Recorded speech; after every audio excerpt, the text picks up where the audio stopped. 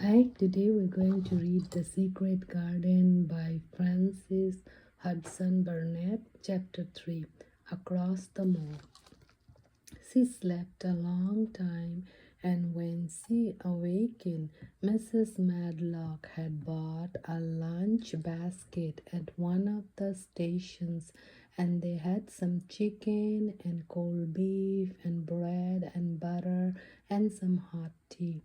The rain seemed to be streaming down more heavily than ever, and everybody in the station wore wet and glistening waterproofs.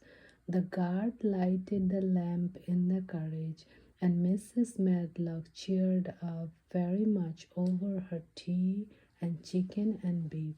She ate a great deal and afterward fell asleep herself, and Mary sat and stared at her and watched her fine bonnet slip on one side until she herself fell asleep once more in the corner of the carriage, lulled by splashing of the rain against the windows. It was quite dark, and when she awakened again, the train had stopped at a station, and Mrs. Medlock was shaking her. "You have had a sleep," she said. "It's time to open your eyes. We're at the Twitewet station, and we have got a long drive before us." Mary stood up and tried to keep her eyes open while Mrs. Medlock collected her parcels. The little girl did not offer to help her because in India native servants always picked up or carried things, and it seemed quite proper that other people should wait on one. The station was a small one, and nobody but themselves seemed to be getting out of the train.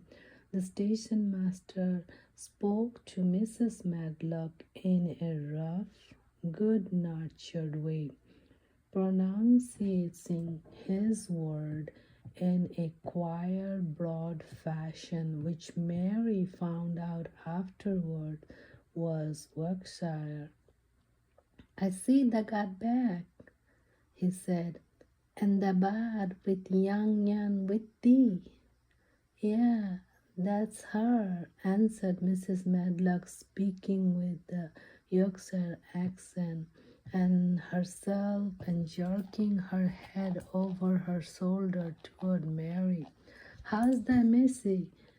"Well, now, the carriage is waiting outside for thee."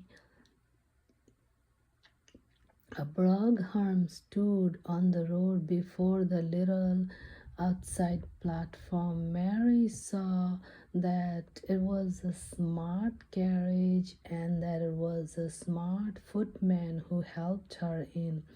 His long waterproof coat and the waterproof covering of his hat were shining and dripping with rain, as everything was, but burly station master included.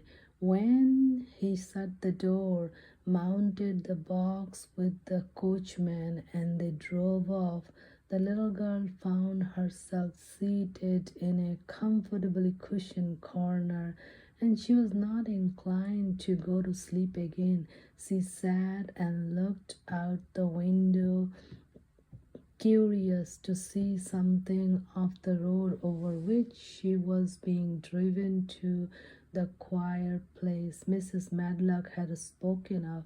She was not at all a timid child, and she was not exactly frightened, but she felt that there was no knowing what might happen in a house with 100 rooms nearly shut up and a house standing on the edge of a moor. "What is a moor?" she said suddenly to Mrs. Medlock. "Look out of the window, and in about 10 minutes you will see," the woman answered. "You have got to drive 5 miles across Moor before we get to the manor. You won't see much because it's dark night, but you can see something. Mary asked no more questions, but waited in the darkness of her corner, keeping her eyes on the window. The carriage lamps cast rays of light a little distance ahead of them, and she caught glimpses of things they passed. After they had left the station, they had driven through a tiny village, and she had seen whitewashed cottages and the lights of public houses. Then they had passed a church and a carriage and a little shop window or so in a cottage with toys and sweets and odd things set out for sale. Then they were on the high road and she saw hedges and trees. After that, there seemed nothing different for a long time, or at least it seemed a long time to her. At last, the horses began to go more slowly, as if they were climbing uphill, and presently there seemed to be no more hedges, no more trees. She could see nothing, in fact, but a dense darkness on the other side. She leaned forward and pressed her face against the window just as the carriage gave a big jolt. Yay! We're on the moor now, sure enough, said Mrs. Medlock. The carriage lamps shed a yellow light on a rough-looking road which seemed to be cut through bushes and low-growing things which ended in the great expanse of dark, apparently spread out before and around them. A wind was rising and making a singular, wild, low, rushing sound. It's not the sea, is it? Said Mary, looking round at her companion. No, not it, answered Mrs. Medlock. Nor it isn't fields nor mountains. It's just miles and miles and miles of wild land that nothing grows but the heather and gorse and broom. Nothing lives on but wild ponies and sheep. I feel as if it might be the sea if there were water on it, said Mary. It sounds like sea just now.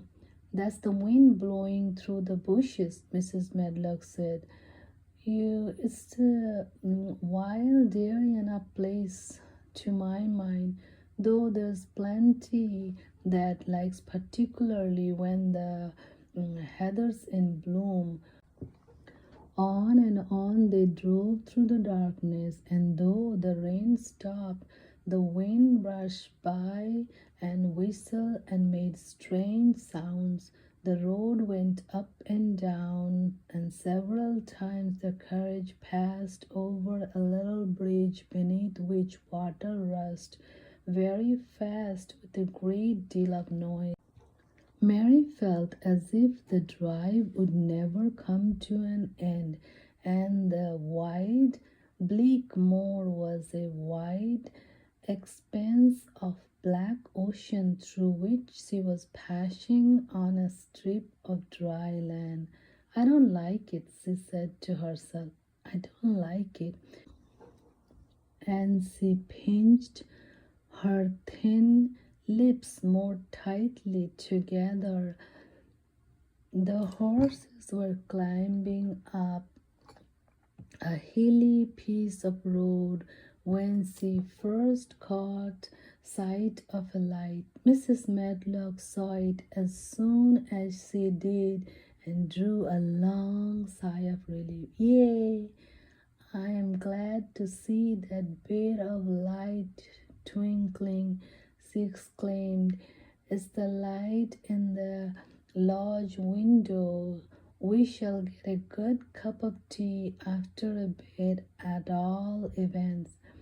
It was after a bit, as she said, for when the carriage passed through the park gates, there was still 2 miles of avenue to drive through, and the trees which nearly met overhead made it seem as if they were driving through a long dark vault. They drove out of the vault into a clear space and stopped before an immensely long but low-built house which seemed to ramble around a stone court. At first, Mary thought that there were no lights at all in the windows, but as she got out of the carriage and saw that one room in a corner upstairs showed a dull glow, the entrance door was a huge one made of massive, curiously shaped panels of oak, studded with big iron nails and bound with great iron bars. It opened into an enormous hall which was so dimly lighted that the faces in the portraits on the walls and the figures in the suits of armor made Mary feel that she did not want to look at them. As she stood on the stone floor, she looked a very small, odd little black figure, and she felt as small and lost and odd as she looked. A neat, thin old man stood near the manservant who opened the door for them. "You are to take her to her room," he said in a husky voice. "He does not want to see her. He's going to London in the morning." "Very well, Mrs. Pitcher," Mrs. Medlock answered. "So long as I know what's expected of me, I can manage." "What's expected of you, Mrs. Medlock?" Mr. Pitcher said, "is that you make sure that he is not disturbed and that he doesn't see what he does not want to see." And then Mary Lennox was led up a broad staircase and down a long corridor and up a short flight of steps and through another corridor and another until a door opened in a wall, and she found herself in a room with a fire in it and a supper on a table. Mrs. Medlock said unceremoniously, "Well, here you are. This room and the next are where you will live, and you must keep to them. Don't you forget that."